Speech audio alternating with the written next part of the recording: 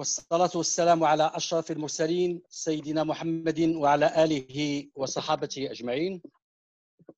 أيها الإخوة الأعزاء، مرحبا بكم جميعا في هذا اللقاء هذا اليوم، وفي حديث شيق بعد أن تحدثنا في لقاءات حول البحث، وكما يعرف الجميع البحث والتنقيب في ذاكرة المغرب بصفة عامة وذاكرة فاس بصفة خاصة.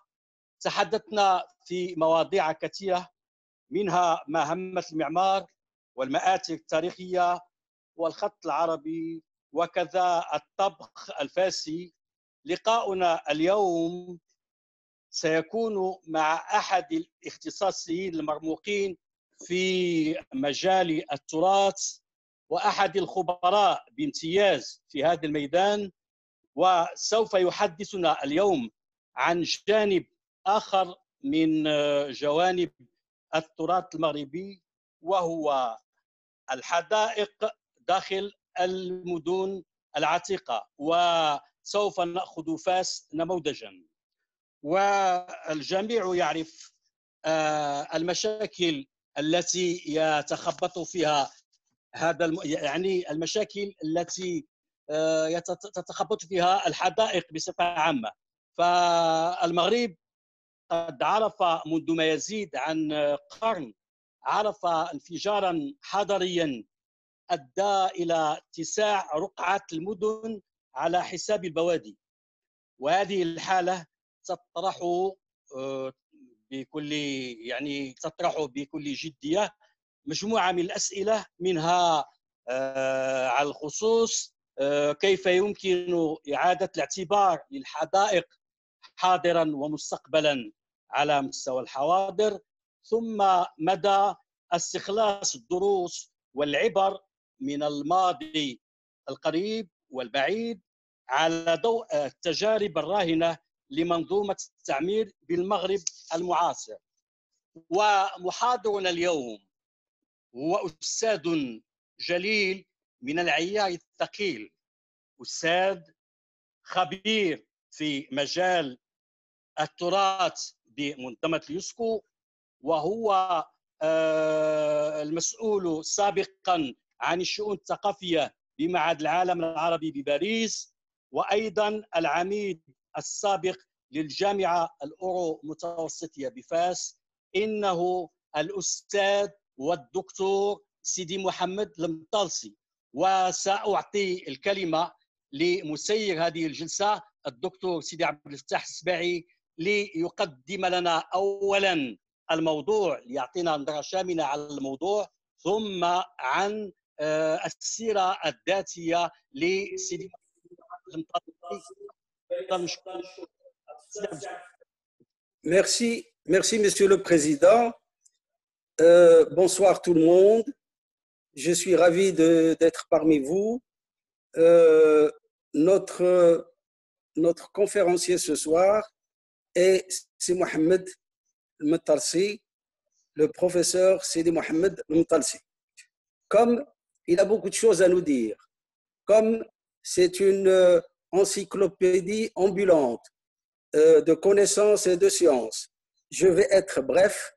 Et lorsque je lui ai demandé de me donner son CV, eh ben, il me l'a donné en 3 lignes. Franchement, pour un puits de sciences, pour un immense monsieur de la culture et des sciences, je pense que c'est très réduit. Mais sur la toile, on peut avoir des pages et des pages sur Sidi Mohamed Mtalsi.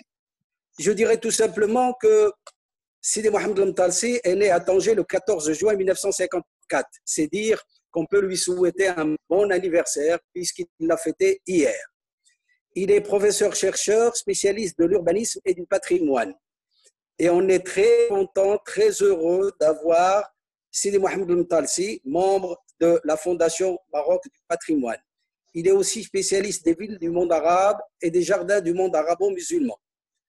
Après une formation universitaire dans plusieurs disciplines, il entame un brillant parcours professionnel et je vais me réduire à dire 2 choses. c'est qu'il a été directeur des actions culturelles du prestigieux Institut du monde arabe à Paris de 1985 à 2015. Il a dirigé le forum du Festival de Fès et musique sacrée du monde en 2016. Il est co-directeur de l'édition L'Harmattan Maghreb et il est expert auprès de l'UNESCO sur le patrimoine. Parmi ses publications, je citerai Fès, la ville essentielle, il y en a beaucoup, hein. Maroc, les palais et jardins royaux, Tanger, Actes Sud et d'autres. Et je dirais deux distinctions qui ont été accordées à Sidi Mohamed Mtalsi et dont il ne m'a pas parlé, mais que je vais quand même vous livrer. Il est décoré au grade de classe exceptionnelle du Wissam de mérite national, décerné par Sa Majesté le roi Mohamed VI en mars 2000 au musée du Louvre. Il est aussi nommé par arrêté du ministre de la Culture de la République française au grade d'officier de l'Ordre des Arts et des Lettres, promotion 2017. Voici brièvement la biographie de Sidi Mohamed Mtalsi. Bien entendu, ce soir, il va nous parler de quelque chose qui lui tient à cœur, dont il est un expert. Ce sont les jardins du Maroc. Deux points, une leçon d'histoire. Lorsque le mot jardin vient à l'esprit, l'imagination vagabonde à travers notre planète Terre. Des images multicolores de jardins rayonnants de beauté défilent, rappelant le bruissement de l'eau, le gazouillement des oiseaux, voire même les fragrances des fleurs et d'autres plantes. Les jardins hérités de la civilisation arabo-islamique s'inspirent de la description du Firdaus, le paradis céleste, révélé par le Coran et auquel aspire tout croyant. Au Maroc, le professeur Sidi Mohamed Mtalsi, un expert de l'art des jardins, a publié un beau livre sur les jardins royaux qu'il a présenté à Sa Majesté Mohamed VI.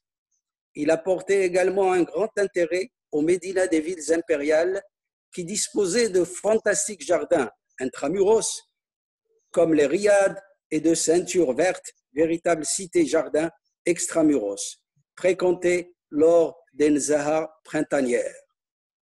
Notre conférencier Sidi Mohamed Mtalsi nous fera voyager dans le monde des jardins, et particulièrement ceux du Maroc. Si les jardins de l'Alhambra sont actuellement en parfait état de beauté et de maintien, c'est parce que les rois catholiques et les générations suivantes en ont pris soin en véritables esthètes. Ce n'est malheureusement pas le cas pour d'autres jardins, surtout au Maroc, dans le passé et encore plus de nos jours. Qu'en sera-t-il dans l'avenir de nos jardins au Maroc? Manque de conscience, manque d'intérêt ou manque de moyens? Le professeur Mtalsi nous éclairera davantage sur ces questions.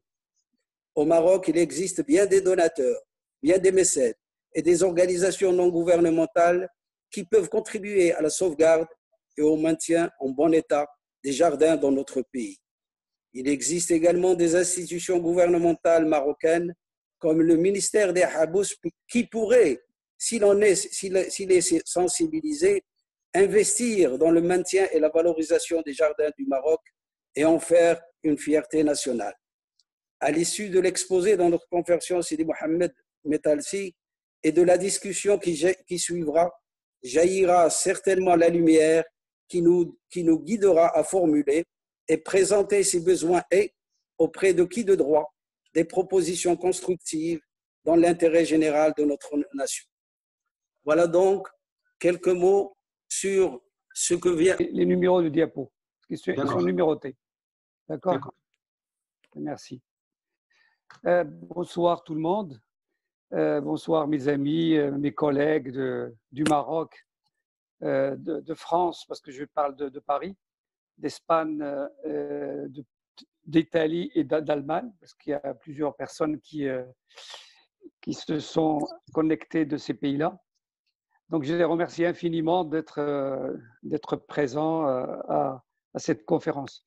Et je remercie tout d'abord les membres de la Fondation Maroc du patrimoine de m'avoir invité, de m'avoir fait l'honneur de cette invitation et des présentations très élogieuses qu'ils ont fait sur mon parcours. Lorsque les organisateurs m'ont contacté pour faire cette intervention dans le cadre de leur série de conférences, j'ai souhaité parler d'un thème d'actualité. Même si c'est de l'histoire, c'est un thème d'actualité. D'autant plus que les jardins et les parcs qui font partie de l'environnement sont malmenés à des degrés divers, et cela depuis la révolution industrielle pour les pays européens et les pays occidentaux, et pour nous à partir des indépendances et même du protectorat un peu. En plus, la pandémie du Covid-19 vient aujourd'hui nous rappeler nos erreurs successives sur l'environnement et notre aveuglement dans l'organisation de nos espaces de vie.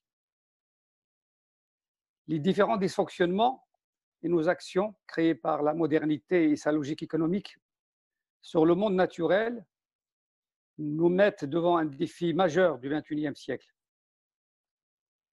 Nous avons un dilemme: réparer et vivre plus longtemps, ou continuer et vivre en difficulté croissante par la pollution asphyxiante, la multiplication des pandémies, des canicules, des inondations, des tremblements de terre, ainsi de suite, etc.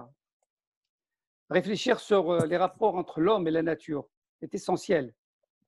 La maîtrise de notre urbanisation par l'introduction de la verdure dans la ville et par les aménagements divers dans le but de créer des espaces verdoyants, utiles, rafraîchissants et esthétiques. Car le jardin est tout ça à la fois. Pour le traiter, je vais utiliser différentes disciplines: l'histoire, l'archéologie, la géographie, l'anthropologie, l'économie, l'esthétique. Mon intérêt pour ce sujet date des années 90, d'abord en tant qu'urbaniste. Je m'occupe des espaces de la vie, de l'aménagement. Après, en tant que chercheur, parce que l'histoire des villes arabo-musulmanes, leur organisation spatiale, économique, politique, sociale, culturelle, artistique, m'intéressait beaucoup. Et enfin, en tant que médiateur culturel à l'Institut des mondes arabes, dans lequel j'ai organisé des expositions et surtout, j'ai participé à la dernière exposition en 2014-15 qui s'intitulait Jardin d'Orient, avec un très très beau catalogue qui est sorti. Si vous permettez, cette conférence est dédiée ou sera dédiée à mon ami Mohamed Lefaiz, professeur et chercheur à l'université de Marrakech, ce spécialiste avec des jardins dans le monde arabo-musulman, avec lequel je devais faire un livre, nous a quittés en 2017. Donc je pense à lui et à sa famille. Avant de commencer, je dirais que le jardin est un produit de notre culture. Il donne une image de la civilisation qui l'a créée. Au Maroc, pays d'histoire et de civilisation urbaine, ces jardins patrimoniaux qui ont disparu ou qui disparaissent encore ont une profondeur historique car ils sont parmi les monuments les plus fragiles. Pour comprendre leur forme et leur contenu, je vais chercher leurs différentes généalogies, les différents facteurs historiques et géographiques ayant contribué à leur naissance et leur développement. Alors, est-ce que ça marche pour vous au niveau technique? Est-ce que ça marche?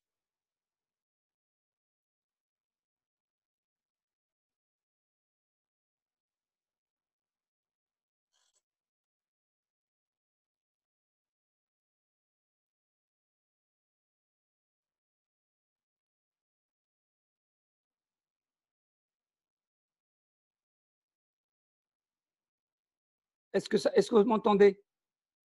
Vous êtes en direct sur Facebook, Kassim Talsi.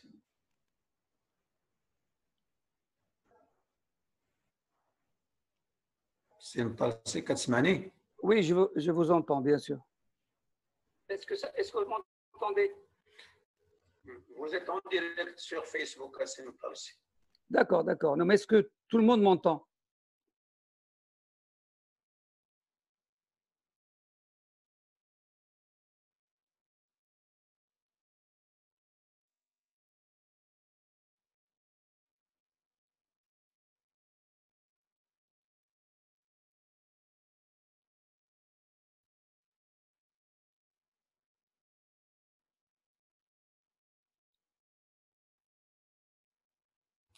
Oui, Simtal Seretsk, vous continuez s'il vous plaît, pas de problème. D'accord. Alors, pour démarrer ma conférence, je commencerai par quelques points. Le premier, ce sont les conditions. Simtal Seretsk, vous continuez s'il vous plaît, pas de problème. Je continue. Est-ce que vous m'entendez? Pour démarrer ma conférence, je commencerai par quelques points. Le premier, ce sont les conditions. Simtal Seretsk, vous continuez s'il vous plaît, pas de problème. Je continue. Alors, est-ce que vous m'entendez? Pour démarrer ma conférence, je commencerai par J'ai un écho et ça me perturbe.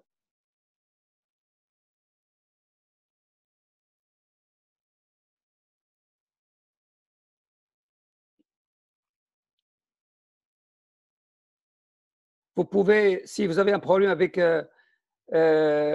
Facebook, vous pouvez enregistrer et le mettre après.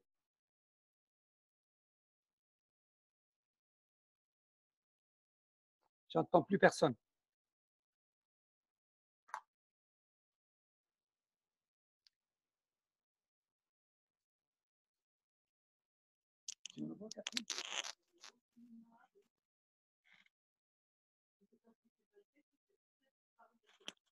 Ouais. Simtal, si vous continuez, s'il vous plaît, vous continuez, Simtal. D'accord, parce que moi, j'entends personne, donc je suis… Bon, il y a des gens à côté de moi, ils disent qu'ils ne voient rien. Ils ne voient rien et ils ne m'entendent pas. Bon, je vais continuer. D'abord, le Maroc appartient à une aire géographique que vous connaissez, une aire semi-aride et climat tempéré et chaud parfois.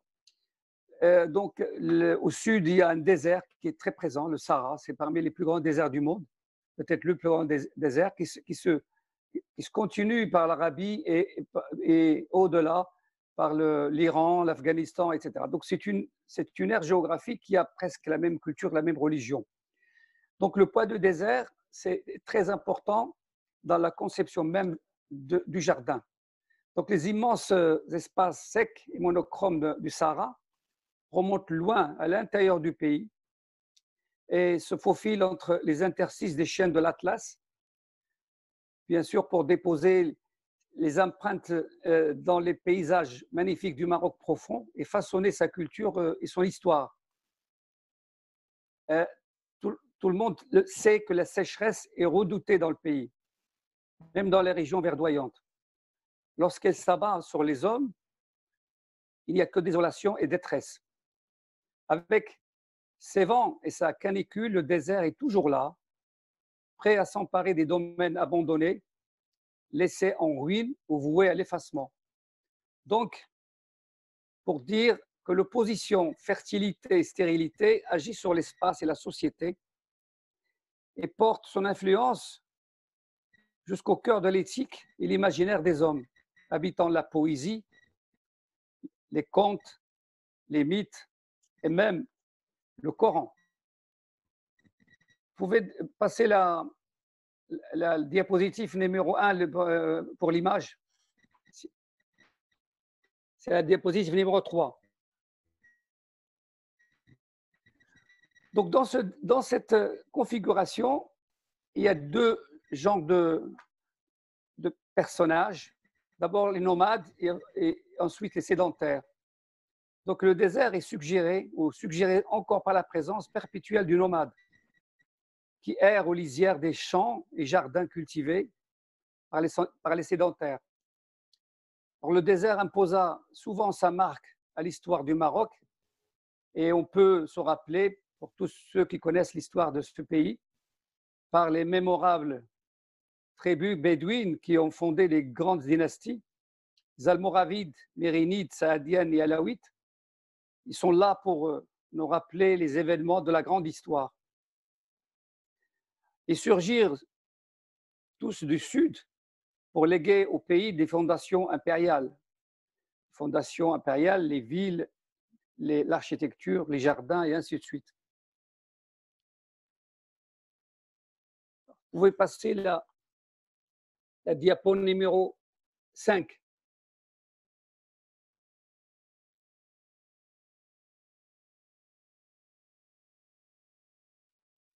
Ces nomades et sédentaires entretenaient un faisceau de relations complexes. Les premiers étaient des caravaniers, avaient une économie pastorale. Second, sédentaires, bien sûr, habitaient les oasis, car les villes, enserrant les jardins, étaient aussi une sorte de grande oasis. Et Marrakech en est un exemple éloquent. Elle constituait ainsi une organisation complexe, déterminée par les conditions géographiques, économiques et politiques, fixant le rôle de chacun dans la société et l'équilibre subtil du système. Donc, entre nomades et sédentaires, il y avait l'échange, chacun avait besoin de l'autre, la protection, parce que les nomades protégeaient les caravanes commerciales, et aussi le besoin, autant que le conflit, les faisait entrer dans une relation d'interdépendance. Donc, l'image numéro 7 et 8 en même temps. Donc, entre le désert et les villes-jardins, ou les oasis, les frontières étaient mouvantes. Donc, dès lors, la stabilité souhaitée était synonyme d'opulence et de lutte contre la stérilité, donc contre le désert. Ériger des beaux édifices et tenter de faire reculer ce désert était le défi permanent de l'homme. Creuser des puits, faire jaillir de l'eau, aménager des canaux, des ruisseaux et créer des jardins, ces univers fertiles, faciles à vivre et propices à la création des civilisations. Il n'était pas un mirage, mais vraiment une réalité à sa portée. Le premier des jardins que je qualifie de primordial, c'est l'oasis. L'oasis, le jardin primordial. Et quand on voit dans les images, si vous avez vu des images qu'on a projetées, ben les oasis se sont enserrés de sable et on voit le paradoxe entre la stérilité et la vie, entre la mort et la vie, et tout ça va structurer un petit peu l'imaginaire de notre société. Donc, dans cette immensité aride de sable, nous connaissons pratiquement par la pluie, l'eau et la verdure. L'eau et la verdure sont fugitifs et deviennent luxe. Évidemment, à une oasis verdoyante où ils pourront trouver refuge, je pense des nomades, se désaltérer, se délasser dans l'ombre des arbres, où ils n'entendront plus que le ruissellement des eaux fraîches et le ruissellement des palmiers. Ici, on voit combien l'histoire des jardins dans la culture arabo-musulmane est inhérente à celle des déserts. L'oasis est un véritable laboratoire qui condense les ressources, les transforme et procure les éléments nécessaires à tout le système social, culturel et naturel. Même les nomades en sont tributaires. Elle résulte de l'acharnement et de la persévérance de l'homme sur le milieu, de l'aménagement du sol au moyen de considérables travaux hydrauliques, de l'établissement des cultures et des habitations. Donc pour l'homme, discerner un lieu, y mener de l'eau, lui donner la vie, l'inclure dans des murs, le différencier du chaos, y planter des arbres et bâtir temples et pavillons, est une expression de l'ordre divin. Dans cet espace, l'homme et la nature tissent un réseau inextricable de correspondance. Je pourrais même dire que sans le désert, l'idée d'un paradis verdoyant n'aurait été probablement jamais pensée. Et surtout le paradis terrestre, parce que le mot de Aden est aussi réalisé sur Terre, jamais existé. Dans ces oasis, l'arbre principal, c'est le palmier. Donc le palmier, il a une symbolique très forte dans plusieurs civilisations. D'abord, les palmiers et l'eau sont des éléments nécessaires à l'existence de l'oasis. Chez les arabo-musulmans et chez d'autres peuples méditerranéens, le palmier est l'arbre sacré par excellence. Les Assyriens figuraient souvent le dieu soleil, Assur, trônant au-dessus de la couronne de palme, au sommet de l'arbre. Quant aux Égyptiens, ils plaçaient des branches de cet arbre sur les sarcophages et les momies. Le terme grec phoenix, qui désigne le palmier, signale que l'arbre était lié au soleil et à Lios Apollon. Nike, la déesse de la victoire, était habituellement symbolisée par une branche de palmier. En outre, Hathor, la déesse du ciel égyptienne, était tenue comme la maîtresse du dattier. Vous pouvez passer l'image numéro 12, qui est une oasis à l'est du Maroc, Figuig. Donc le palmier dans le Coran est très visible et on le voit souvent. Le Coran cite souvent le palmier et le sanctifie et lui octroie une valeur spirituelle et un sens métaphysique. Je cite un verset, il y en a plein. Lui qui fait descendre du ciel une eau dont nous faisons sortir végétation de toutes sortes, sortir les petits composites, le palmier avec des régimes débordants de ses spates, et puis des jardins de vignes, d'oliviers et de grenadiers, similaires et jamais ressemblants. Oh, regardez leurs fruits fructifier et mûrir. Que de signes ont tout cela pour un peuple qui croirait.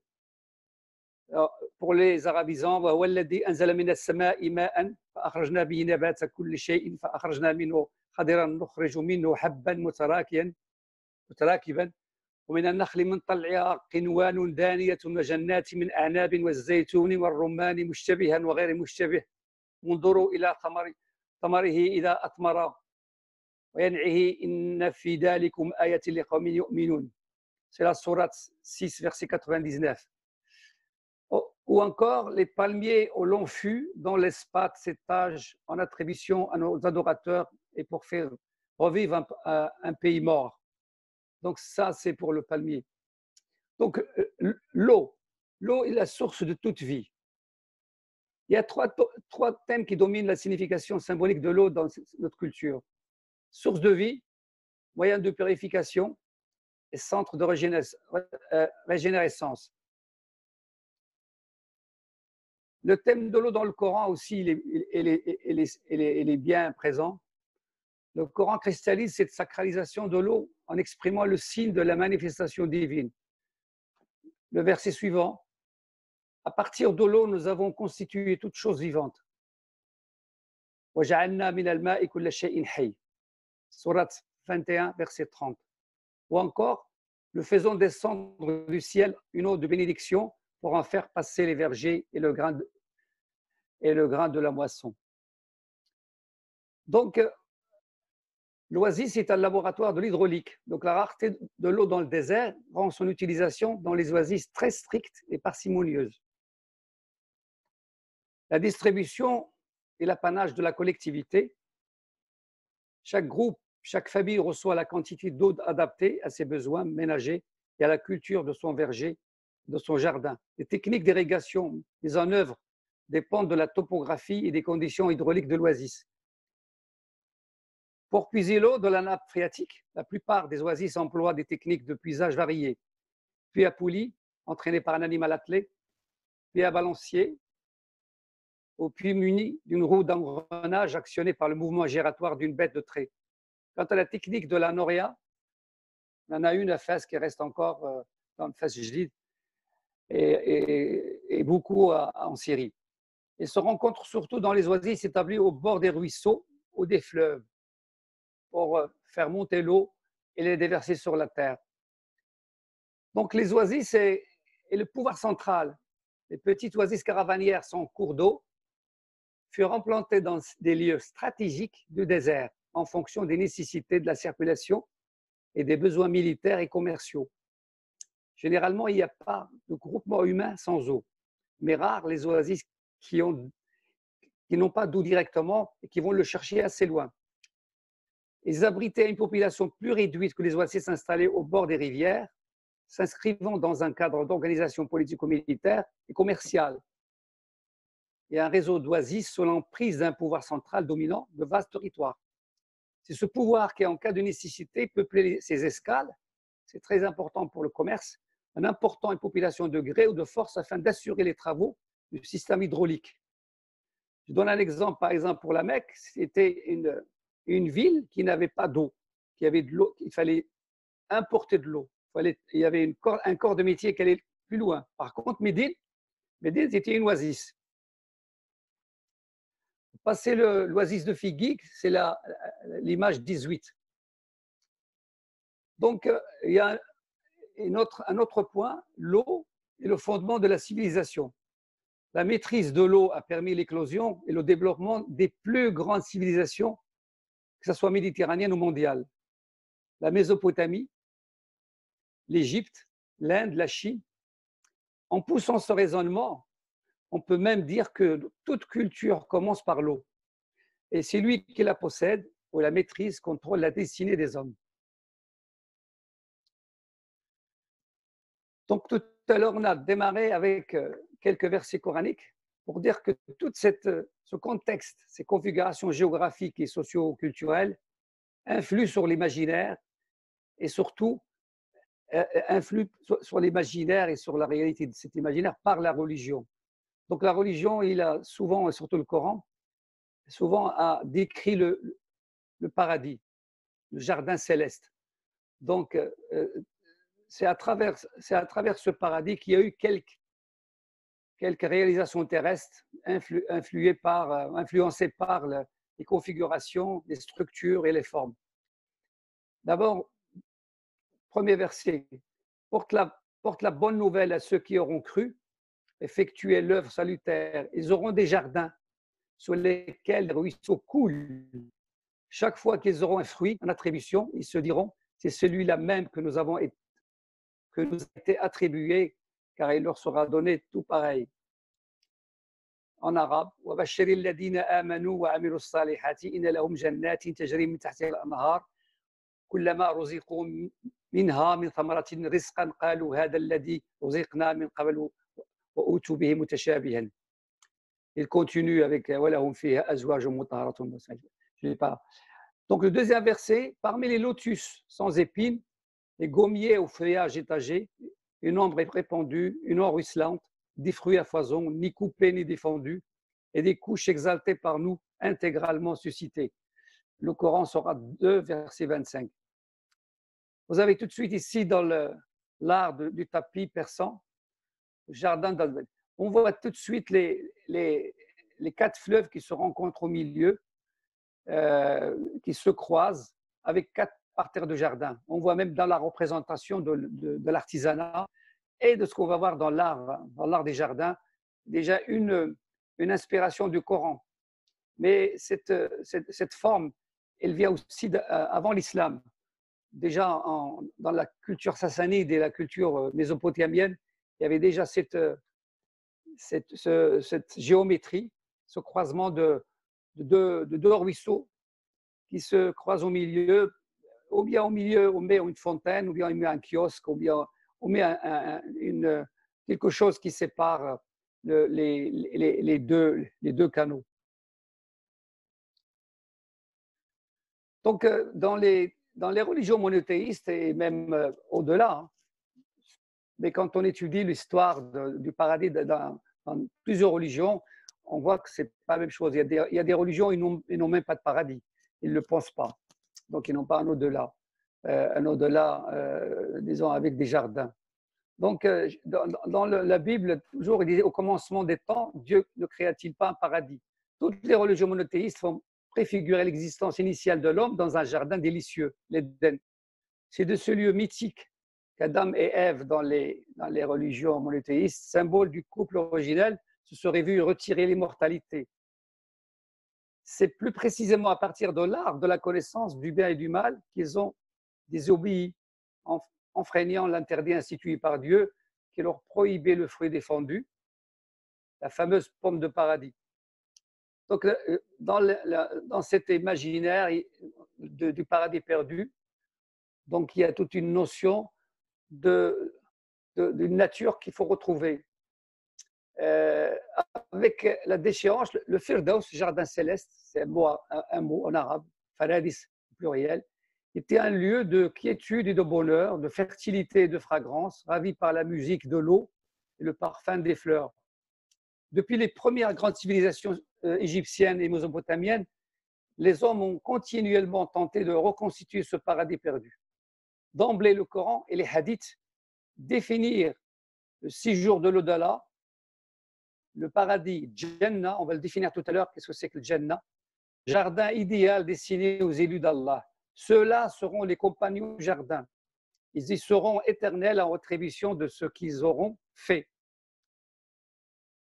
Jannah ou le paradis des musulmans. Donc, ce terme, le Jannah, est formé à partir de la racine trilitère Jim Nun Nun.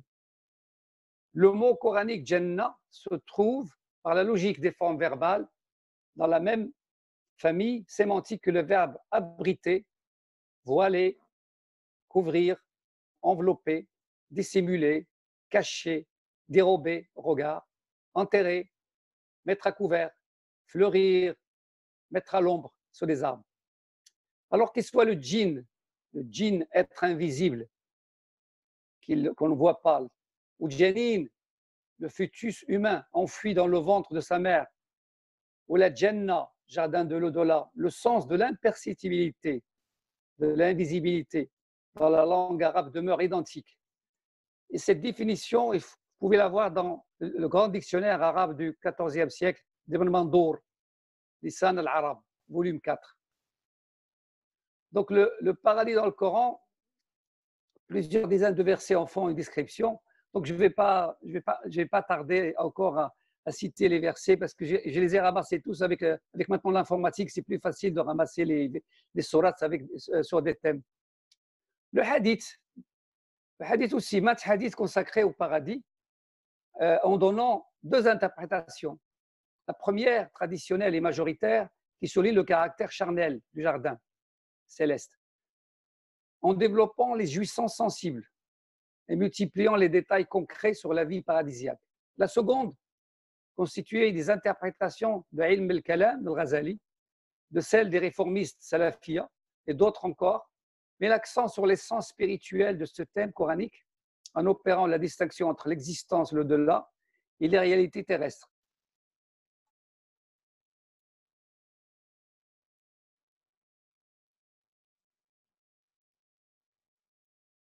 Donc, comme l'oasis, la Jannah ne s'imaginait pas sans enceinte. Donc, c'est un espace clos. Et on verra dans les jardins du Maroc, tous les jardins sont clos, disposant de portes, parce que la Jannah, il a des portes, il a une muraille, dont certains ne s'ouvriront que pour certains fidèles. Le hadith dit, il y a dans le paradis une porte qui s'appelle Al-Rayyan. C'est par elle qu'entreront ceux qui ont jeûné au jour de la résurrection. Personne d'autre qu'eux n'entrera par cette porte. Aussitôt qu'ils seront entrés, la porte se refermera. Donc, du paradis céleste au paradis terrestre. Donc, cette conception céleste du paradis semble s'emparer du modèle bien terrestre. Dans l'histoire de l'islam, cet archétype du jardin se multipliera et conquérera en s'enrichissant de différents apports de l'Asie, de l'Europe, de l'Afrique du Nord, et notamment le Maroc et l'ère hispano-mauresque.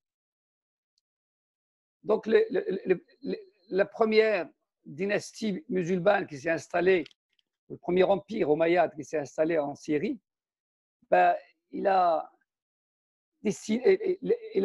construit des jardins, il a fabriqué des jardins, il a conçu des jardins. Donc, ces jardins omeyyades destinés à agrémenter leur résidence jouaient sans doute un rôle utilitaire, celui d'enclos protégés dans lesquels l'irrigation permettait d'entretenir des cultures de bons rapports, mais il commençait peut-être aussi à y assumer ce rôle de parcs royaux qui avait jadis été celui des paradis hellénistiques et qui allait devenir primordial dans les immenses résidences abbassides où il serait à la fois planté d'essences rares et peuplé de gibier ou d'animaux sauvages. Donc on voit ici, si vous avez l'image numéro 30, est-ce que vous l'avez? Donc vous avez ici un jardin égyptien de la période pharaonique. On voit que la culture arabo-islamique a été influencée par l'existence des bassins. Des bassins où on voit les animaux qui sont là, des poissons, certainement des oies et ainsi de suite. On voit ici l'image 31, une maison romaine aussi avec une cour, c'est une coupe, avec un jardin et au milieu un bassin. Donc, après l'empire omeyyade, qui s'est influencé de tout ce qu'il a trouvé en Syrie, il a pris tout ce qu'il avait comme architecture byzantine, hellénistique en général, méditerranéenne, pour commencer à développer une autre architecture de synthèse, synthétique, où les influences diverses commenceront à partir de Damas et qui vont se propager dans tout l'empire musulman, qui va partir bientôt de l'Andalousie ou de l'Andalous à l'Indonésie, jusqu'en Inde. Donc les califes abbassides qui ont commencé à créer des villes nouvelles comme Bagdad, qui a été créée par Mansour. C'est une ville ronde avec au milieu le palais et les maisons de la cour. Ils ont dessiné comment on appelle ça, un cercle autour de ce palais qui faisait plusieurs kilomètres, de ceinture de jardin. C'est au-delà de ça qu'il y avait les habitations de citadins. Donc, les califes abbassides fondèrent Bagdad et Samara, deux des plus grandes prestigieuses métropoles de l'islam classique, dans lesquelles les bâtisseurs, les décorateurs et les jardiniers, ou les jardinistes, ont débuté une histoire de l'art des jardins islamiques, inspirée plus ou moins du plan des jardins de Babylone, parce que l'Irak d'aujourd'hui, c'était sur le territoire de Babylone, de la Mésopotamie et de la Perse, édifié sur une pyramide à étages. Les premiers paysagistes abbassides riches de traditions séculaires, notamment celle de l'Empire sassanide, après la conquête de Ctésiphon, ont emprunté et reproduit plus ou moins fidèlement le modèle du jardin persan. On a vu sur le tapis tout à l'heure. Et ce format, ça s'appelle le Charbagh, jardin paradis. C'est à l'Iran, patrie de la plupart de nos fruits, pays par excellence des plantations irriguées et des cultures arbustives, que le monde musulman doit vraisemblablement son initiation à l'art des jardins. Là, je vous donne un petit peu l'image numéro 33 de ces jardins imaginés par des artistes, des jardins suspendus de Babylone. Ils sont dans notre mythologie méditerranéenne aussi. Et là, vous avez un plan, j'espère que vous l'avez, c'est l'image numéro 34, le Charbagh. Le Charbagh, c'est comme on l'a vu sur le tapis, c'est un parterre géométrique qui peut se multiplier à l'infini, divisé en 4 parties. Et cette forme peut se multiplier et aussi être elle-même divisée en plusieurs parties et former des riades, des palais et des palais d'empereurs. Et on a ici à droite, en couleur, le plan de Charbagh. Donc, la structure de jardin persan. Alors, il est composé d'arbres et massifs de fleurs qui étaient plantés suivant ce dispositif particulier, maintes fois répété. Le Charbagh, qui signifie découpage d'une surface rectangulaire en 4 rectangles égaux, comme je l'ai dit, par des allées ou des canaux. Lorsque le rectangle était double, la structure orthogonale accentuait la rigueur géométrique et conférait au jardin une luxuriance paradisiaque. Vous avez une image ici de Taj Mahal qui a été construit pour exprimer l'amour d'une des femmes qu'elle aimait beaucoup. C'était l'expression de l'amour. Donc, le plan de Taj Mahal construit par un roi moghol, un souverain moghol, pour sa femme. Donc, là, on voit l'utilisation du plan persan, le parterre divisé en 4. Et là, c'est l'image elle-même de ce merveilleux monument de la culture arabo-musulmane qui est dans le nord de l'Inde. Là, vous avez un autre tapis persan, l'image numéro 38, qui est aussi structuré de la même manière. Et à droite, vous avez un jardin romain qui est différent. Donc, nous avons pris beaucoup de choses de la Perse et aussi de Rome. Vous voyez les galeries autour, ça nous rappelle nos passions. Là encore, l'Égypte, c'est l'image numéro 39. Ça, c'est un jardin hellénistique, gréco-romain, disons, avec de la taille. Donc, je passe au système hydraulique. Donc, dans les pays chauds, pour éviter l'évaporation de l'eau traversant le désert, les souverains de l'ancienne Perse, appelés maîtres des 4 quartiers du monde, élaboraient des réseaux de canaux souterrains qu'on va retrouver en Andalousie, dans nos villes du Maroc, qui, dès qu'ils franchissent la clôture du jardin paradis, devenaient chenaux à ciel ouvert, renforçant ainsi l'orthogonalité du plan et la géométrie de l'ensemble. Ces canaux qui confluaient en un vaste bassin où ils semblaient bifurquer à partir d'une fontaine à 4 bouches étaient ponctués tous les 10 mètres environ de petits bassins carrés. L'eau, en y arrivant, se répandait par un petit rétrécissement qui en activait le ruissellement et produisait des fluctuations de profondeur et de vitesse auxquelles l'œil et l'oreille étaient sensibles. De là, un effet de luxe, puisque l'eau, toujours précieuse, se voyait et s'étendait partout, mais aussi d'élégance et de raffinement, car ce grand effet s'obtenait sans gaspillage.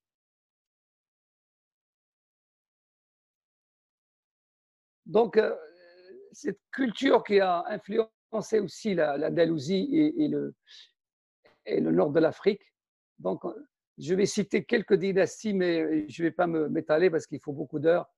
Je parlerai simplement de l'art des jardins des Ptolonides, qui gouvernèrent de 868 à 905, s'inspira largement des réalisations de Samarra. C'est à Fustat, c'est en Égypte. Dans les maisons de cette époque, les chambres s'ouvrent sur une cour centrale où se creusent des bassins à fond de briques. Les uns contenaient de l'eau, les autres de la terre où l'on cultivait des plantes. Au Maghreb, les Aghlabides, de 800 à 909, qui tenaient les Fréquias, diffusaient l'art des jardins des Abbassides. Donc, le vieux palais dit l'Abbassia, en hommage au maître abbasside, abritait de nombreux jardins et parcs dotés d'eau, dans lesquels certains princes édifièrent des kiosques et pavillons fastueux. Araqqada, 9e siècle, résidence de leur dernier prince, l'émir Ibrahim, créa en 867 plusieurs jardins où un immense bassin rectangulaire entouré de murs épais reflétait arbres et pavillons. À Kasr el-Fath, le palais de la Victoire, était une résidence d'agrément, comprenant aussi de vastes travaux hydrauliques qui remplissaient un très grand bassin quadrangulaire. Cette tradition se maintient jusqu'au XIVe siècle sous les Hafsides de Tunis. Donc, on continue. Je cite simplement Ben Khaldoun, qui a parlé du jardin d'Abou Fihr, créé par Al-Montasir vers le XIIIe siècle. Donc, je cite Ben Khaldoun. Une forêt d'arbres dont une partie servait à garnir le détrayage, pendant que le reste croissait en toute liberté. Le citronnier et l'oranger mêlaient leurs branches à celles de cyprès, tandis que plus bas, le myrte et le jasmin souriaient au nénuphar. Au milieu de ces bosquets, un grand jardin servait de ceinture à un bassin tellement étendu qu'on eût dit une mer. L'eau y arrivait par l'ancien aqueduc. Amenée par cette conduite, les eaux coulent par une vaste bouche dans un réservoir carré, et de là, par un canal assez court, jusqu'au grand bassin qu'ils remplissent de leurs flots agités. À chaque extrémité du bassin s'élève un pavillon, l'un grand, l'autre petit, dont les toits sont soutenus par des colonnes de marbre blanc et des murs revêtus de marqueterie de marbre. Ibn Khaldoun, Histoire des Berbères, traduction de Slan. Donc, il y a aussi les Hamadides du nord de l'Algérie qui bâtirent également d'importantes constructions telles que la fameuse Qal'at Banu Hammad. Elle aussi, du nombre était celui de Dar al-Bahar, au centre duquel était un vaste bassin où avaient lieu les joutes nautiques et où la quantité du liquide nécessaire était amenée de fort loin. Le palais, qui dominait un cours d'eau important, était orné de marbre et garni de colonnes de manière à présenter un ensemble dessus de toute description. C'est Kitab al-Istifsar. Alors, tout ce que je dis de tout à l'heure jusqu'à maintenant, c'est de l'oasis de désert au jardin somptueux de l'Amra et de Taj Mahal. L'art des jardins en islam est une histoire remarquable il a été une des inventions admirables où les activités économiques, scientifiques, esthétiques, érotiques et symboliques s'étaient associées. Donc, si on arrive au Maghreb et en Andalousie, donc l'eau et les fondations au Maroc, je vais parler simplement de deux villes importantes, c'est Fès et Marrakech. Je ne veux pas parler ni des autres villes impériales comme Meknès et Rabat, et même Tétouan, qui n'est pas une ville impériale, mais une ville hadariya, parce que je n'ai pas le temps. Mais je vais dire simplement quelques mots sur ces deux villes. Alors, on sait, comme j'ai dit tout à l'heure, que sans eau, il n'y aurait pas eu de civilisation marocaine. Ibn Hawqal nota au Xe siècle que les marchés sont lavés quotidiennement par des ruisseaux. Et le fameux Ibn Abi Zara, Fassi, chanta au XIVe siècle l'eau de Fès, avec ses, comme il dit, 1000 ruisseaux qui portent leurs eaux dans les lavoirs, les maisons et les bains, et arrosent les rues, les places, les jardins, les parterres, font tourner les moulins et emportent avec eux toutes les immondices. Ibn Zara al-Fassi. Donc Fès, elle a été bien sûr fondée au fin du 8e siècle, début 9e, sur un site très très verdoyant où à Fès s'ajoutaient encore de multiples avantages dus à la qualité même du sol. Donc le bâtisseur pouvait se procurer facilement d'excellents matériaux de construction dont était prodigue la région de Fès. Le bois était puisé dans de merveilleuses forêts qui tapissaient la montagne de Beni Behloul, dont la qualité de chêne fut célébrée par Ibn Abi Zara. Du Moyen Atlas et du Rif arrivait le cèdre, bois d'art inaltérable, tendre au travail du menuisier et à l'ouvrage du sculpteur. Le sol était également riche en argile, gypse, moellon, pierre à chaud. Enfin, une campagne environnante favorisait la vie agricole et pastorale. Fès aux abondantes fontaines, et même certains auteurs disaient flottant sur les eaux, Fès qui flotte sur les eaux, était parcouru de nombreux ruisseaux, jointes par des chenaux à l'Oued-Sebou et par des aqueducs aussi, aux sources qui abondaient dans sa région. Au centre même de la Médina, des sources alimentaient avant la Zawiya de Moulay Idriss. La mosquée, alors la Médersa Sfarin et d'autres édifices publics et privés. L'ensemble des cours d'eau naturels ou artificiels, couverts ou à ciel ouvert, animaient le sous-sol de Fès. Animant le sous-sol de Fès, voilà. Ce réseau fut conduit par des canalisations en terre cuite, mises en place à partir du XIe siècle. Il aurait atteint son apogée à l'époque mérinide au XIVe siècle. Les travaux hydrauliques mérinides menés à Fajdid furent remarquables. Un cours d'eau appelé Wad el-Jawahir, la rivière des perles, par les lettrés de l'époque, sillonnait le palais Fajdid, ses jardins et la ville royale complètement. De son jaillissement à Ras el-Ma, à quelques kilomètres de Fès, le ruisseau traversait une plaine et atteignait la nouvelle ville. Dès sa jonction avec la muraille, elle était déviée par sa voie naturelle par de savants travaux hydrauliques et à l'aide de canaux aménagés, coulant dans les vergers et irriguant aussi les patios et les riades des quartiers. Des vestiges d'un pont de canaux évoquent encore ce qu'a été la splendeur de la capitale mérinide à la fin du XIIIe siècle. Avec le temps, ce cours d'eau arrêta de sillonner Fajdid. La création du jardin de Moussarra a légué à Fajdid l'un de ses plus merveilleux embellissements. Le rempart de l'aqueduc avec ses élégants arcades, bouché aujourd'hui à l'indéniable valeur historique. Marrakech, quant à elle, fut construite au sein d'une grande oasis verdoyante, au milieu des terres fertiles, des jardins et des oliviers, dans la plaine du Haouz central, que traversent 3 oueds puissants et parfois destructeurs, le Rika, le Zat et l'Ordat, au pied de l'Atlas. Pour bâtir cette capitale et planter ces jardins dans un site qui n'est pas traversé directement par les oueds, les Almoravides privilégièrent d'abord la technique des khattara. C'est une technique qu'on a vue, qui a été utilisée par les souverains de Perse et les Mésopotamiens aussi. Et il était utilisé aussi par les Andalous. En Sinaki, il y a environ 1000 ans, une civilisation hydraulique au Maroc, comme celle de la Mésopotamie, de la Perse, de l'Égypte ou de la Chine. Cette méthode provenant directement de la brillante culture de l'Andalous fut propagée par la civilisation islamique à partir des anciens territoires de la Perse et de la Mésopotamie. Le qanat perse est une très vieille technique d'origine minière qui consiste en l'utilisation de nappes profondes au moyen de galeries drainantes. Ces dispositifs d'irrigation à travers des canaux souterrains se retrouvent dans le monde islamique et dans d'autres régions du monde.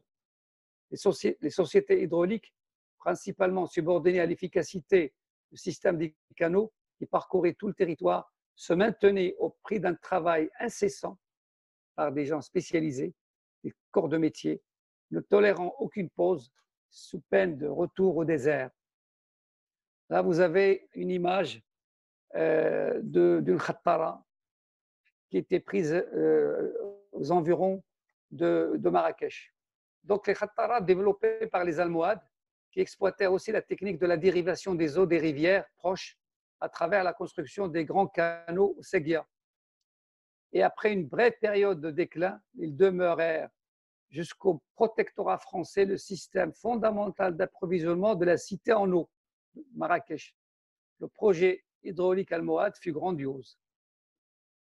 Vous avez ici une image de l'intérieur d'une khattara où il y a ici un homme à gauche qui marche et on voit la dimension gigantesque de ces canalisations souterraines pour que l'eau ne s'évapore pas par la chaleur de l'hiver, de l'été. Donc, au milieu du XXe siècle, le réseau souterrain de ces canalisations à Marrakech dépassait 2000 km. 2000 km, je dis, et s'étendait sur un rayon d'une quinzaine de kilomètres autour de la ville. Les eaux sont ainsi captées dans la nappe phréatique et accumulées dans les bassins, irriguèrent pendant 8 siècles fontaines, bains morts, mosquées, demeures citadines, palais et jardins. En 1930 encore, au temps des protectorats, la Médina de Marrakech conservait une forme étirée, orientée du nord au sud pour faciliter la connexion et le captage des khattaras. Les agdals et les jardins des palais, disposés de la même manière, ont la même disposition en bande qui rend possible une répartition judicieuse de l'eau. Le plan des ruelles lui-même de la Médina suit relativement cette logique d'orientation afin de favoriser la captation de l'eau et sa distribution dans le corps de la cité. De toutes les conditions naturelles qui ont aidé Marrakech à naître et à se développer, l'eau a joué un rôle qu'on ne saurait exagérer. Rien n'aurait pu être sans elle, et la chance de la ville voulut qu'elle ait eu toujours à sa disposition une réserve colossale d'eau profonde que le système de la khattara lui permettait d'amener sans travail à la surface. Donc vous avez ici une image de la muraille de Marrakech face à l'Atlas, donc il y avait aussi de l'eau qui était ramenée de Haut-Atlas par les khattaras. Ici, vous avez un bassin qui recevait l'eau, qui réceptionnait l'eau par ces khattarats. Donc, il y a aussi une autre méthode pour amener de l'eau, ce qui s'appelle la tassultant. Donc, les souverains almohades n'amplifièrent pas simplement les khattaras, mais ils effectuèrent de grands travaux d'aménagement. La construction de l'aqueduc impérial, le tassultant, et le canal royal appelé l'Yaqoubiya, Yaqoub Mansour, qui conduisait les eaux des rivières de la Tsaout et l'Khdar sur une distance de 90 km pour arroser la plaine de Bahira dans la région de Marrakech. Vous avez une image ici, l'image numéro 55. Donc, je ne vais pas parler de Meknès ni de Rabat, parce qu'ils ont joué un rôle secondaire dans les capitales, mais sinon, je parlerai d'autres villes. Donc, maintenant, je passe au vocabulaire du jardin. Alors, dans la conception arabo-islamique et au Maroc, le jardin est d'abord un enclos. Comme on l'a vu tout à l'heure, je l'ai montré à travers les conceptions de jardin au paradis et même dans les cultures historiques. Donc, c'est d'abord un espace fermé, intérieur, cultivé par l'homme, où la nature est ordonnée pour son propre plaisir. Étymologiquement, le mot jardin a une racine commune dans toutes les langues indo-européennes. Gorto, qui signifie clos, clôture. Et il est question ici, comme dans l'expression artistique, de définir un espace sacré dans lequel se découvrent condensés et magnifiés tous les éléments naturels qui, hors de l'enceinte, sont abandonnés à l'entropie naturelle. Cependant, la matière de jardin est vivante. Le jardinier doit composer avec ses plantes, des formes toujours en mouvement. Sa première nécessité est de trouver une conciliation entre le mobile et l'immobile, temporel et intemporel, et un équilibre entre l'ordre créatif de l'art et la spontanéité de la nature. Un jardin débute dès l'instant où il a une intention humaine, commande une fin immédiatement sensible aux éléments naturels. De la même façon qu'une sculpture, une peinture, une composition musicale, un jardin peut provoquer en nous la sensation du beau. Mais le jardin ne se réduit pas à un simple spectacle. L'ouïe, l'odorat et le toucher sont aussi requis par la saisie de l'espace. Tous les sens participent à créer les émotions que celui-ci produit. Le jardin en arabe. Pour désigner le jardin, l'arabe empruntait deux termes au persan. Bustan, basatin au pluriel, constitué de boue, odeur, parfum, et de suffixes, de lieu, estan, c'est le lieu. Il s'utilise dans le sens de jardin potager, parfois de verger, plus généralement de jardin. L'autre terme, firdaus, plusieurs faradis, est l'un des noms que le Coran donne au paradis. Le mot persan, daïza, de peri, ça veut dire autour, et daïza, mur, signifie le jardin de délices entouré de murs, ou endroit verdoyant et enclos. Ce terme donne en grec paradeisos et en latin paradeisos et maintenant dans les langues paradis, etc. Donc, on a compris que le jardin doit être fermé, non seulement parce que dans cette culture de l'intimité et pas une culture de la démonstration, et tous les jardins et la richesse, on le garde pour soi. C'est une richesse intérieure, comme on fait pour le patio, comme on fait pour la décoration et comme on fait dans l'architecture. Donc, les jardins dont nous conserverons la trace peuvent être harmoniés à deux ensembles principaux. Le grand espace planté, cerne de murs, comprenant en bonne place un pavillon ou un kiosque, de jardin clos, plus ou moins spacieux selon l'importance du palais ou de la maison créée à l'intérieur des édifices. Je vais presque terminer. Donc, il faut absolument parler d'Agdal. Toutes les villes, que ce soit Fès, Marrakech, Rabat, toutes les villes impériales, ils ont les Agdal. Alors, les termes Agdal et même Bouhaïra désignent des vastes jardins cultivés, sains, de hauts murailles et pourvus de grands bassins, réservés essentiellement à l'irrigation, au ravitaillement de la cité en eau potable et aux activités ludiques. Le mot est d'origine berbère, employé dans différentes régions du Maghreb. L'Agdal est selon Émile Laous, qui a fait un très bon ouvrage qui s'appelle Mots et choses berbères.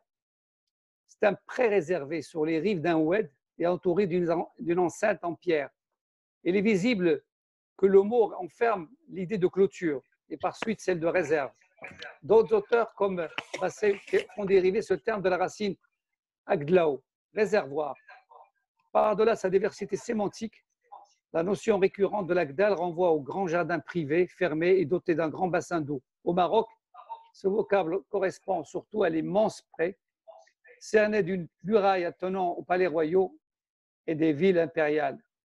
Et on voit ici le bassin de la Ménara, qui est dans l'Agdal de Marrakech. Donc, il me reste un mot, je pense. Le mot Bouhaïra signifie littéralement la petite mer, c'est-à-dire un grand bassin d'accumulation et par extension l'espace cultivé grâce à cette eau. Dans le grand dictionnaire arabe médiéval, les salles arabes d'Ibn Mandour, ce mot polysémique est utilisé pour désigner Médine, la ville du prophète de l'islam, et toute localité bourg au village, et dans certains cas, contrée au terroir, etc. Donc, là, vous avez une image de 67 d'une noria qui vient de l'arabe na'oura, qui est un onomatopée du bruit que la na'oura fait quand elle tourne. J'ai ici un poème chanté de Melhoun, de l'Arsa, parce qu'il y a aussi le mot Arsa, et de l'Arsa de Tsamim Daghri. Ouvre tes yeux, promets-toi encore et regarde dans le jardin et ses fleurs. Les sapins sont entrelacés et serrés comme des amants. Ils sont comme ivres dans le jardin. De quoi sont-ils ivres? Vous êtes rosée du matin. La fleur d'oranger est épanouie.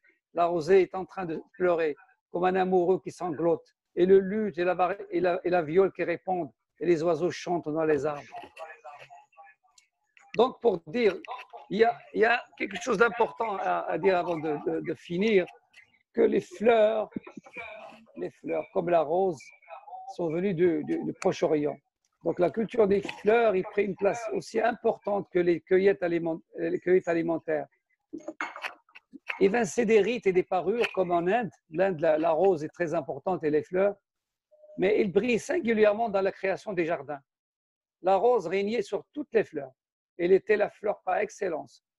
Dans le dictionnaire médiéval d'Ibn Mandour, la racine ward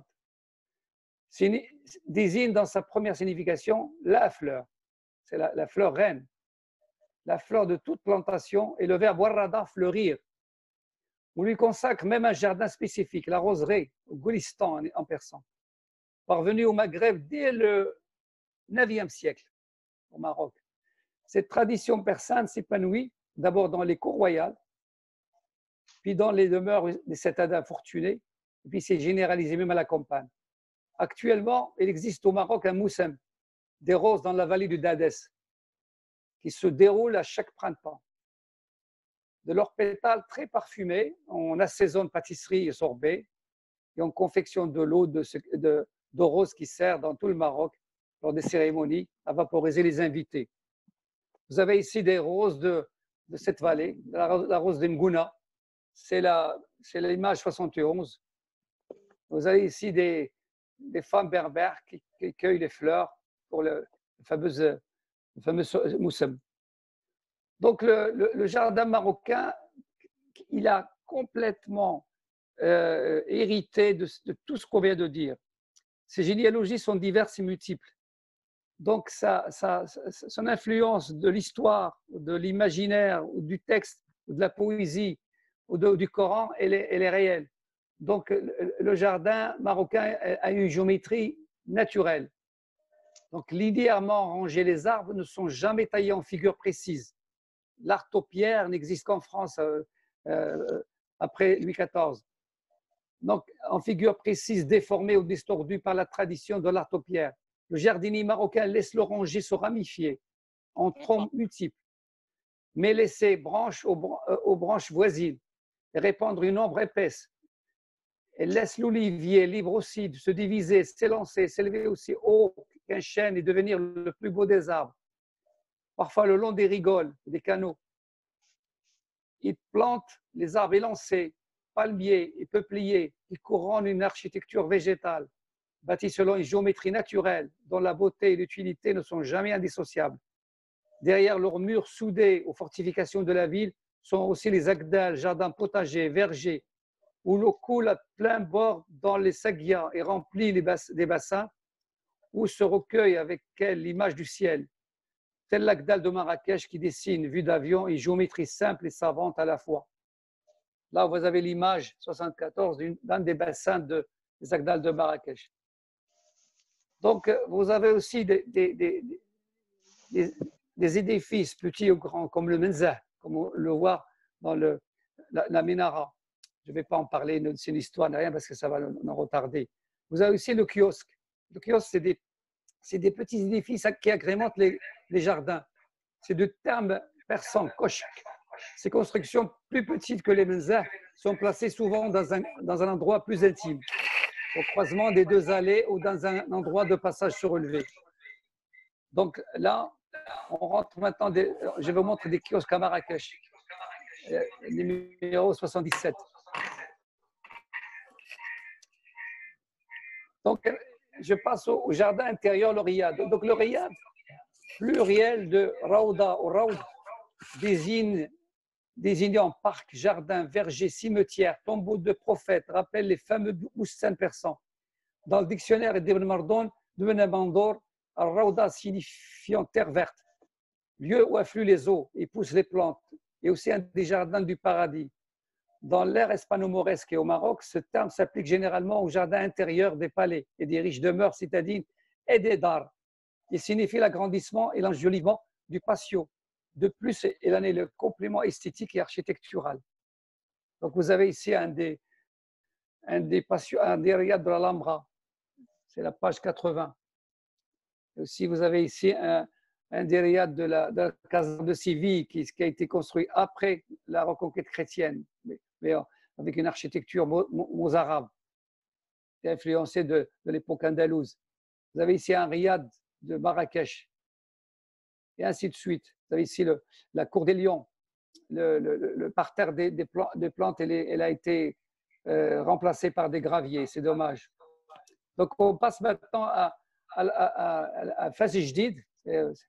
On voit ici le plan de la restauration, de la réhabilitation de parc Janesville qui a été fait par les autorités de Fas Jdid était une capitale et une ville royale qui a été construite à côté de Fas el Beli. Donc c'est une ville royale faite par de palais et de jardins. Et dans les descriptions des lettrés de ce que nous a fait, parce que le jardin de Moussara a disparu, mais les jardinistes ou les spécialistes du patrimoine des jardins, ils ont pu plus ou moins restaurer un petit peu ce jardin. Donc, le jardin Janesville, elle a été restauré il y a 4 ans, je pense, ou un peu plus. Donc, on voit un petit peu l'utilisation de tout ce qu'on a vu, de la géométrie. Mais simplement, ils ont utilisé aussi les plantes taillées. Ça, on ne le faisait pas dans nos cultures anciennes, mais ce n'est pas grave. C'est déjà très important de sauver un jardin. Donc, voilà. Vous avez aussi le palais Al-Badi', c'est la photo 89. Alors aujourd'hui, dans nos villes, il y a toute la marque du protectorat qui est passé par les grandes villes et aussi par les petites villes. Donc le protectorat, à travers un des très grands paysagistes qui est venu au Maroc, qui s'appelait Jean-Claude Forestier, c'est un des plus grands paysagistes du monde, je pense, qu'il a introduit la notion du jardin et le parc dans la cité. Même s'il y a eu, juste avant lui, l'histoire des cités-jardins en Angleterre et en France, je pense que lui, il a introduit ça au milieu de la ville.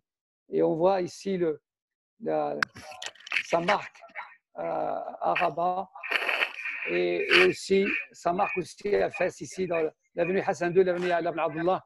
On voit que c'est un jardin linéaire qui a été laissé pour faire respirer la ville, parce que sans ce jardin-là, je pense qu'il n'y a pas d'autre parc important à part Janesville, celui-là. Il y a un nouveau qui vient d'être construit dans le quartier nouveau, à côté de la mairie de Fès.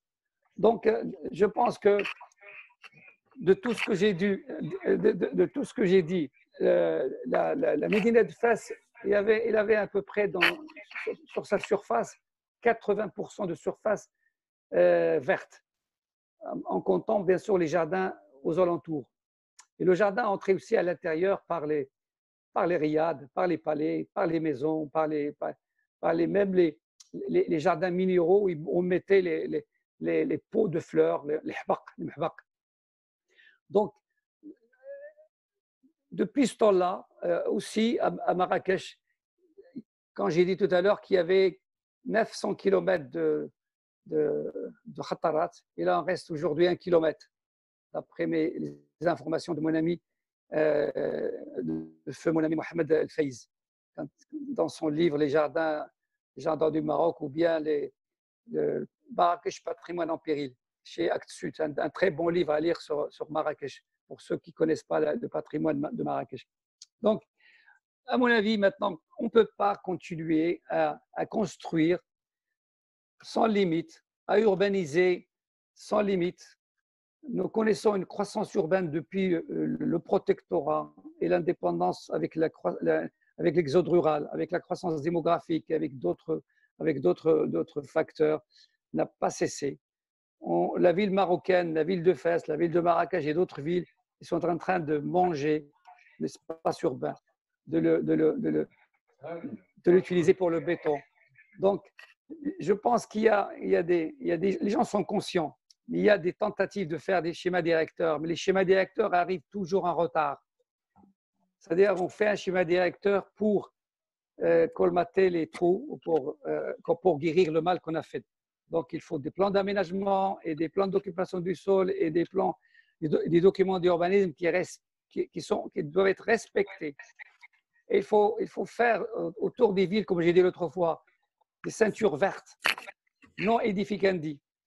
Il faut accentuer la verdure entre les médinas et la ville nouvelle.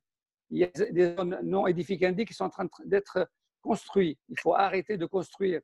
Il faut profiter de cet espace non édificandi et planter les arbres. Planter les arbres parce que la verdure et les arbres rafraîchissent la ville. Parce que les villes marocaines en été sont très, très, très chaudes. Il y a des canicules qui arrivent jusqu'à 52 degrés. Donc l'eau, la verdure, les jardins, ils sont très importants. Les parcs, c'est, au contraire des jardins, ce sont des espaces verts ouverts et sont pour le grand public. C'est pour ça, le mot jnen et le mot boustan, c'est un espace fermé pour la famille, pour l'intimité.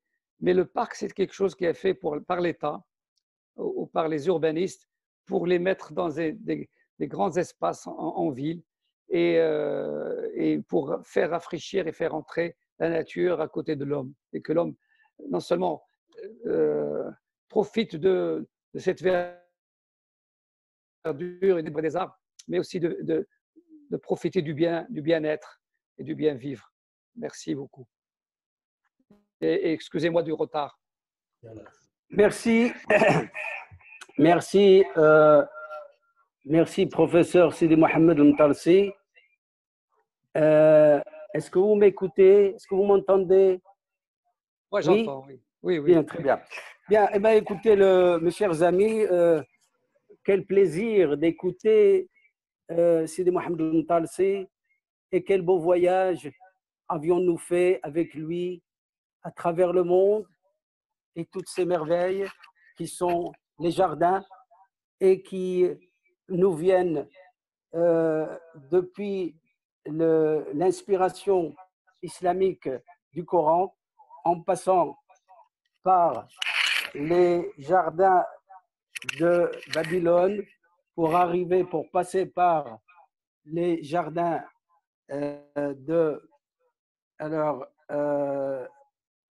donc pour passer à travers donc les jardins de l'Alhambra et du Taj Mahal, qui ont rendu une architecture des jardins islamiques, arabo-islamiques, splendide, et le tout bâti sur l'eau dont le prophète Sidna Mohammed dit que contempler trois choses revivifie le cœur: l'eau, la verdure et le beau visage. De même, notre conférencier nous a dit que toute culture commence par l'eau et que celui qui la maîtrise contrôle la destinée des hommes. Effectivement, cette eau qui a été à la source de la construction de la Médina de Fès, puisque notre conférencier a dit que Fès était une île où elle était bâtie sur de l'eau. Effectivement, énormément de sources alimentaient la ville de Fès. D'ailleurs, beaucoup de poètes et de chanteurs ont donc chanté les merveilles de l'expression de l'eau dans les villes impériales, notamment Fès. Jnanspil a été chanté, bien sûr, Marrakech a été chanté, il y a Marrakech, il y a Marrakech, il y a Ourida bin Nakhil, comme Jnat Sbil ou El Gada, il y a Boulaïnin. Tout ceci montre que l'eau est importante et que les jardins arabo-islamiques ont exprimé toute la beauté de nos jardins et de notre civilisation.